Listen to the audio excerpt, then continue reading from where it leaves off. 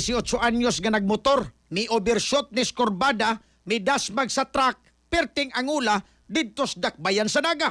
Ni reports John Cator. XFM Police Report. Police Report.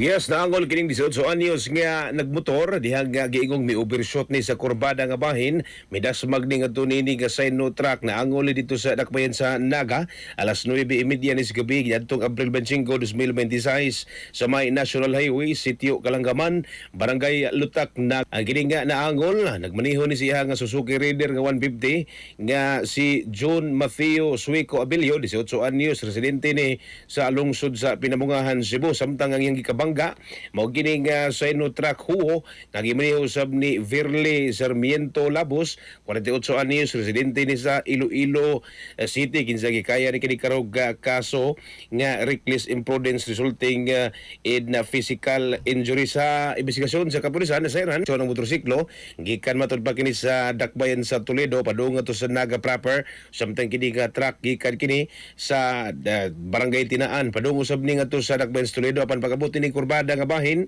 ang motorsiklo giingon nga kalit nga nawad-an ni og kontrol, may overshot ni matud pa sa kurbada, may tipas ni ngadto sa pikas linya hinungdan nga may bangga gini sa tangki sa krudo niining nga side no truck tungod sa mong impact natumba ang giniyang motorsiklo, lagpot po di nga driver nakaangkonig samad siyang ulo ug laing babahin usab sa iyang lawas. Responde pa sa kapulisan gitanggong ni karon ang driver ni nga side no truck sa selda sa kapulisan sa dakbayan sa Naga.